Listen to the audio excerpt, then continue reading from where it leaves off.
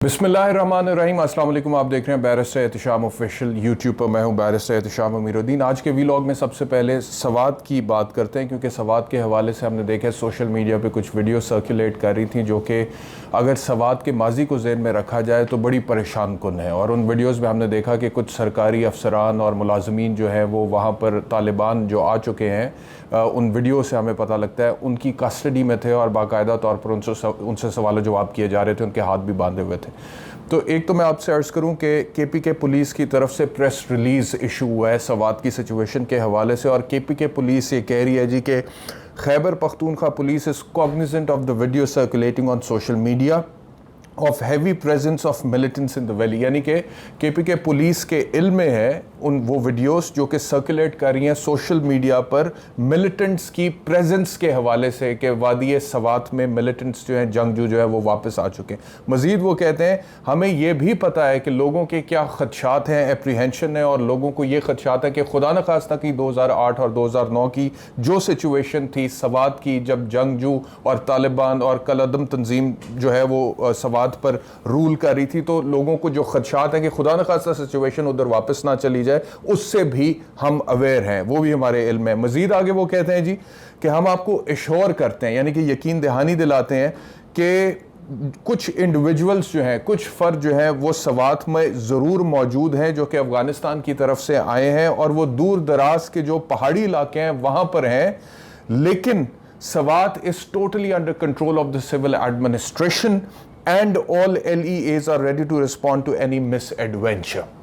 यानी कि जो सिविल एडमिनिस्ट्रेशन है उसके टोटल अंडर कंट्रोल है द सिचुएशन इन सवात, और खुदा न खास्ता अगर कोई मिस एडवेंचर होता है तो उसको फौरी तौर पर रिस्पॉन्ड किया जाएगा। तो ये KPK पुलिस की तरफ से पहला रद्द अमल है उन वीडियोस के हवाले से जो हम सवात के हवाले से देख रहे थे और जो कि परेशान कुन थी, और जिस हवाले से एक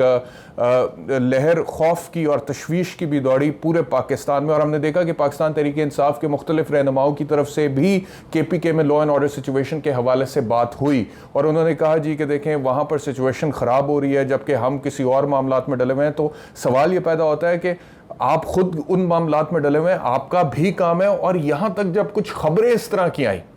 कि CM जो है KPK के, उनकी तरफ से भी भत्ता जाता है कुछ कलअदम तंजीमों को, अब उन खबरों की ट्रूथफुलनेस अभी तक साबित नहीं हो सकी है कि मतलब कि, लेकिन ये तमाम इस तरह की इंफॉर्मेशन जो है वो सर्कुलेट कर रही थी। लेकिन आई एम श्योर कि ये गलत खबर है और गलत ही होगी और गलत ही होनी चाहिए, क्योंकि अगर खुदा न खास्ता सिचुएशन ये है कि CM भी भत्ता दे रहे हैं तो फिर तो सिचुएशन हाथ से निकल गया ना। लेकिन KPK पुलिस की तरफ से ये जो प्रेस रिलीज आया, मेरा ख्याल है इसके बाद कुछ कॉन्फिडेंस अवाम का, लोगों का, वादी सवात में रहने वालों का, KPK के लोगों का, पाकिस्तान के लोगों का बहाल होगा जो कि परेशान थे इस हवाले से। लेकिन मैं समझता हूं कि इसमें रियासत को भी और एक्टिव होना पड़ेगा,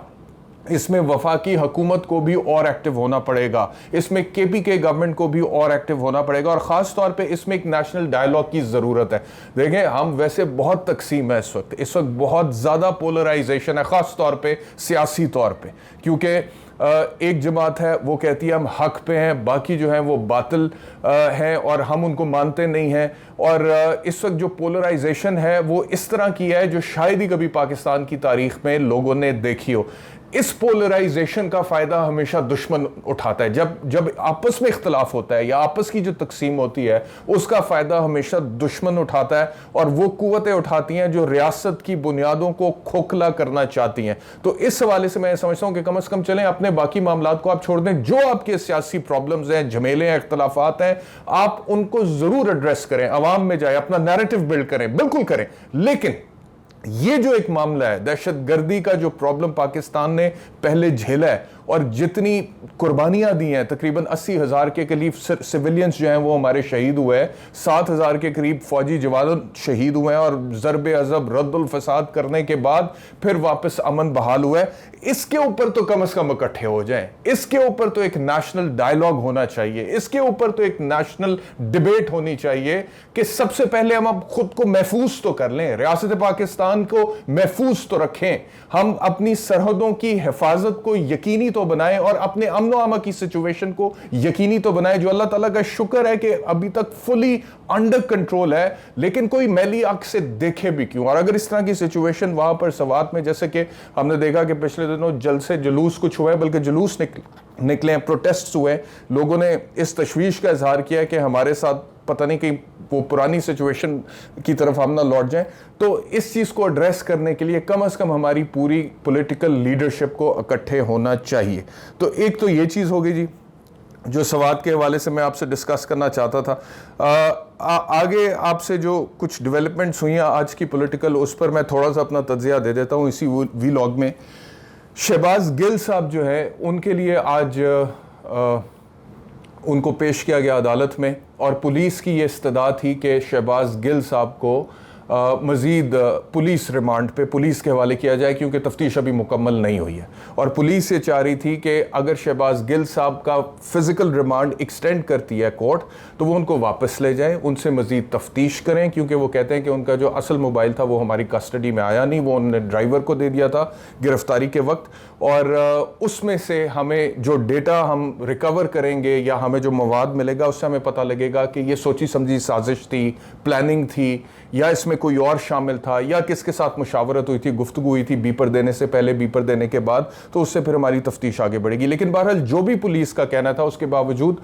जो अदालत थी उसने फैसला किया, और उसको ये लगा कि शहबाज गिल को मज़ीद फ़िज़िकल रिमांड पे पुलिस के हवाले करने की ज़रूरत नहीं है। ये बहुत इंपॉर्टेंट ऑर्डर है। मैं आपसे अर्ज़ करूँ, अगर अदालत को ये लगता कि पुलिस की तफ्तीश अभी मुकम्मल नहीं हुई है और जुर्म जो है वो ख़तरनाक है और संगीन है, और इसकी तफ्तीश मुकम्मल किए बगैर मुलजिम को पुलिस की कस्टडी से लेकर जेल की कस्टडी में नहीं भेजना चाहिए, तो अदालत रिमांड देती। ये हर क्रिमिनल केस में होता है। फिर अदालत जो होती है वो रिमांड एक्सटेंड कर देती है। लेकिन अगर अदालत को ये लगे कि तफ्तीश मुकम्मल हो चुकी है और इसके बाद मज़ीद तफ्तीश की गुंजाइश नहीं है, और जो पुलिस ने रिकवर करना था वो कर लिया है, और लिहाजा मुलजिम की ज़रूरत अब पुलिस को नहीं है, तो फिर अदालत मुलजिम को जुडिशल कर देती है। तो अपेरेंटली बादियो नज़र में प्राइमा फेशाए अदालत कन्विंस्ड है कि तफ्तीश मुकम्मल है। जो भी तफ्तीश हो गई है मोबाइल कस्टडी में आए बगैर पुलिस के, अदालत की नज़र में वो तफ्तीश मुकम्मल है, वो काफ़ी है, मुलजिम से मज़ीद तफ्तीश की कोई ज़रूरत नहीं थी, लिहाजा उन्होंने गिल साहब को जुडिशल कर दिया, यानी कि जेल भिजवा दिया। अब जब मुलजिम जेल चला जाता है किसी भी क्रिमिनल केस में, उसके बाद फिर उसका इस्तेहकाक होता है, वो किसी भी टाइम अपनी ज़मानत फाइल कर सकता है with the court, post arrest bill, यानी कि बाद इस गिरफ्तारी ज़मानत के लिए वो फाइल कर सकते हैं। और मुझे लगता है कि आने वाले दिनों में बहुत जल्द शहबाज गिल साहब की जो लीगल टीम है वो पोस्ट अरेस्ट बेल फाइल करेंगे, और फिर यकीनी तौर पर उस पर बहस होगी, और फिर पता लगेगा कि अदालत उनको ज़मानत देती है, ज़मानत पे रिहाई देती है या नहीं देती है। अपेरेंटली बादियों नज़र में मैं पहले भी कह चुका हूँ कि शहबाज गिल साहब से ब्लंडर कमिट हो गया, गलती बहुत बड़ी हो गई, मसला बहुत बड़ा खड़ा हो गया, FIR बहुत सख्त दर्ज हो गई। और इस तरह की FIR जब दर्ज हो जाए, और अगर आप ने जानबूझकर कोई साजिश के तहत कोई इस तरह की हरकत नहीं की है जो इल्ज़ाम उन पर लग रहा है कि फ़ौज में तकसीम उन्होंने करने की कोशिश की है, तो अपनी बेगुनाही या मासूमियत साबित करने में ही ठीक ठाक रगड़ा लग जाता है। तो वो जो रगड़ा है अपेरेंटली अभी तक तो ये लग रहा है कि वो डॉक्टर शहबाज गिल को लगेगा, और आने वाले दिनों में देखें किन मराहिल में से ये केस गुजरता है। आज एक खबर ये भी आई कोर्ट से कि उन्होंने अपनी कमीज़ उठाकर अपनी कमर जो है वो जज को दिखाई और कहा कि देखिए जी पुलिस वाले तो मुझे टॉर्चर कर रहे हैं, मुझे रात को सोने नहीं देते। ये भी एक वजह हो सकती है जिसकी वजह से अदालत ने उनका मज़ीद रिमांड पुलिस को नहीं दिया, फिजिकल रिमांड नहीं दिया। लेकिन बुनियादी वजह यही है कि अदालत को लगा कि मज़ीद तफ्तीश की ज़रूरत नहीं है, क्योंकि अगर मज़ीद तफ्तीश की ज़रूरत हो और मुलजिम ये कह रहा हो कि जी मुझ पर पुलिस टॉर्चर कर रही है, तो उसके मुताबिक अदालत ऑर्डर कर सकती है कि ये अगर टॉर्चर हुआ है तो इसका मेडिकल होना चाहिए, और अगर वाकई में टॉर्चर हुआ है तो फिर उसका भी पर्चा हो सकता है, और सरकारी मुलाजमीन के खिलाफ भी हो सकता है, या सरकारी मुलाजमीन को डायरेक्शन दी जा सकती है कि आपके पास कोई राइट नहीं है कि आप किसी भी मुलजिम को हरास करें या टॉर्चर करें। लेकिन ऐसी कोई ऑब्जर्वेशन या ऐसा कोई ऑर्डर अदालत की तरफ से नहीं आया। सिंपली उन्होंने जो है शहबाज गिल साहब को जेल भेज दिया, यानी कि जुडिशल लॉकअप में भेज दिया। अच्छा, दूसरा एक और इम्पॉर्टेंट खबर जिसके हवाले से मैं समझता हूँ आज के वीलॉग में बात करना ज़रूरी है, वो ये है कि इमरान खान साहब ने जो बैरूनी साजिश का नैरेटिव बिल्ड किया हुकूमत से बाहर निकलने के बाद, और उन्होंने कहा कि हमें अमेरिका की ग़ुलामी नहीं चाहिए और बहुत जुल्म ज़्यादती इस मुल्क के साथ हो रही है और हमें ग़ुलाम बनाया हुआ है और अमेरिका के ग़ुलामों को यहाँ पर हमारे ऊपर मुसल्लत कर दिया, जो कि ख़ुद चोर हैं, डाकू हैं, मीर जाफ़र हैं, मीर सादक हैं। ये इमरान खान साहब का बयानिया था और पूरी कौम में बहुत बड़ी तादाद में लोग जो हैं वो इस बयानिए के पीछे इमरान खान साहब के साथ निकल पड़े, जलसे जुलूस हुए, बहुत बड़े हुए। बज़ाहिर लगा कि इमरान खान साहब बड़े मकबूल हो गए क्योंकि एंटी अमेरिकन सेंटिमेंट पाकिस्तान में बिकता है। एक तो लोग मज़हब के नाम पर बड़े जज्बाती हो जाते हैं और उसके बाद फिर अमेरिका मुखालिफ नारे पर बहुत जज्बाती हो जाते हैं। तो जब अमेरिका मुखालिफ नारा इमरान खान साहब ने लगाया तो लोग बड़े जज्बाती हुए और उन्हें लगा कि ये बंदा तो बड़ा खुददार है और इस वजह से हमें इसका साथ देना चाहिए। अब एक तरफ तो वो नैरेटिव बिल्ड किया इमरान खान साहब ने, दूसरी तरफ एक खबर ये आई कि KPK में अमेरिकन एम्बेसडर जो KPK गवर्नमेंट को 36 गाड़ियाँ तोहफे में दे आए और जो बड़ी खुशी से उन्होंने रिसीव की रेड कार्पेट बिछाकर, और उनके साथ बड़ी प्लेजेंट्रीज एक्सचेंज हुई और उनके साथ बड़ी अच्छी गुफ्तगू रही और कोई प्रोटेस्ट रजिस्टर नहीं हुआ। उस मुलाकात में इमरान खान साहब की बात कराई गई एम्बेसडर से। अब वो क्या बात हुई, इसके ऊपर बहुत सारे क्वेश्चन मार्क्स हैं। इमरान खान साहब ने क्या एम्बेसडर को कहा कि आप लोगों ने मेरी हुकूमत का तख्ता उल्टाया और डोनाल्ड लू की साजिश पकड़ी गई है, यानी कि आपकी रियासत की, आपके मुल्क की अमेरिका की साजिश पकड़ी गई है? कोई ऐसी चीज़ रिकॉर्ड पे नहीं है। PTI वालों ने भी कोई ऐसी बात नहीं की और वो तो अभी तक ये भी नहीं मान रहे। मैं डॉक्टर शीरी मज़ारी का ट्वीट देख रहा था कि वो कह रही थी कि इमरान खान, ये फ़ोन आ गया बीच में, मैं ये ट्वीट देख रहा था डॉक्टर शीरी मज़ारी का जिसमें वो कह रही थी कि ये गलत खबर है हमारे हवाले से जो उड़ाई जा रही है कि इमरान खान साहब की किसी किस्म की कोई गुफ्तगू अमरीकी सफ़ीर से नहीं हुई है। वो लोग इसको ब्लेटेंटली डिनाई कर रहे हैं, लेकिन ज़राए की खबर है कि बात हुई है। अच्छा, दूसरा यह है कि ज़राए की तरफ से ये बात भी आ रही है कि इमरान खान साहब ने अमेरिका से ताल्लुकात बेहतर करने की कोशिशें शुरू कर दी और यही वजह है कि आज एक इम्पॉर्टेंट खबर ये थी कि पाकिस्तान तहरीक इंसाफ ने बाकायदा तौर पर एक मुआहदा किया है एक अमरीकी PR कंपनी के साथ, जिस मुआहदे के तहत हर महीने $25,000 PTI ने उस कंपनी को देने थे ताकि वो कंपनी अमेरिका में पाकिस्तान तहरीक इंसाफ की PR करे, पब्लिक रिलेशनिंग करे या पर्सनल रिलेशनिंग करे। और उसका मकसद ये था मुआहदे का, उसमें ये लिखा हुआ था कि इसमें इंटरव्यूज़ करवाए जाएंगे, आर्टिकल्स छपवाए जाएंगे, सोशल मीडिया में पार्टी को प्रमोट किया जाएगा। तो जब ये कहा गया कि देखें जी, एक तरफ तो आप बैरूनी साजिश का बयानिया नरेट कर रहे थे, दूसरी तरफ आप वहाँ पे लॉबिंग जो कंपनियाँ होती हैं उनको हायर कर रहे थे, तो फवाद चौधरी का एक ट्वीट आया कि ये लॉबिंग नहीं हो रही है, ये लॉबिस्ट कंपनी नहीं है बल्कि ये तो PR की कंपनी है। तो मैं फवाद चौधरी से कहूँगा कि ज़रा इसमें जो टेक्निकल डिफरेंस है वो आवाम को समझा दें कि लॉबिस्ट्स क्या करते हैं और PR की कंपनी क्या करती है, या एक ही चीज़ के दो मुख्तलिफ नाम है। और अगर कोई PR कर रहा है तो वो लॉबी कर रहा है ना आपके लिए, जो लॉबी करता है वो आपकी PR ही करता है ना, और जो PR करता है वो लॉबी कर रहा होता है। आपका नैरेटिव जो है वो उस सोसाइटी में प्रमोट करते हैं, आपके ताल्लुकात को बेहतर करते हैं, आपके इंटरव्यूज़ करवाने की बात कर रहे हैं, आपके आर्टिकल्स छपवाने की बात कर रहे हैं, सोशल मीडिया पर आपको प्रमोट करने की बात कर रहे हैं। तो कहने का मकसद ये है कि जो बयानिया अवाम में बिल्ड किया गया पाकिस्तान तहरीक इंसाफ की तरफ से अमेरिका के हवाले से कि बैरूनी साजिश हो गई है, उसके बरअक्स एक और पॉलिसी भी पाकिस्तान तहरीक इंसाफ जो है उसकी पैरवी करी है, उसको परसू करी है और अमेरिका से ताल्लुकात बहाल करके बेहतर करने की कोशिश करी है और बाकायदा तौर पर इस पर रकम खर्च करी, $25,000 हर माह के, और ये 6 महीने का कॉन्ट्रैक्ट था इस PR फर्म के साथ जो ये कॉन्ट्रैक्ट हमारे सामने है। तो ये भी एक खबर ज़रूरी थी। और आखिरी चीज़ ये एक और ख़बर इम्पॉर्टेंट के ARY न्यूज़ चैनल जो है उसके हवाले से आया कि उसका NOC जो है, जो इंटीरियर मिनिस्ट्री इशू करती है, लाइसेंस इशू करने से पहले वो वजारत दाखिला ने कैंसिल कर दिया। और ARY इस हवाले से अब आवाज़ उठा रहा है कि तकरीबन 4,000 के करीब एम्प्लॉइज़ थे, उनका ब्रेड एंड बटर था, उनकी रोज़ी रोटी लगी हुई थी, उनको बेरोज़गार करने का इस हुकूमत ने बंदोबस्त कर लिया। तो मैं समझता हूँ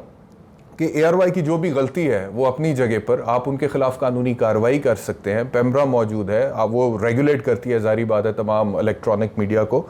लेकिन ऑल ऑफ अ सडन किसी किस्म की कार्रवाई के बगैर और नोटिस दिए बगैर और अदालत को इन्वॉल्व किए बगैर अगर वजारत दाखिला इस तरह से एकदम NOC कैंसिल कर दे इसलिए कि उस चैनल को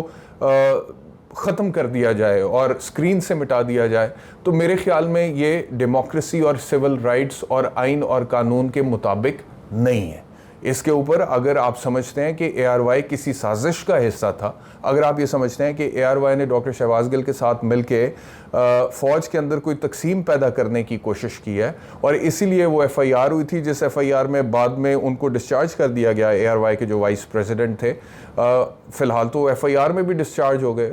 क्योंकि तरीक़ाकार दुरुस्त नहीं अडॉप्ट किया जाता है। इसके ऊपर किसी और दिन वीलॉग में मैं तफसील से बात करूँगा कि किस तरह मल्टीपल FIRs जब दर्ज कराई जाती हैं सिर्फ इसलिए कि आप दर्ज करा सकते हैं,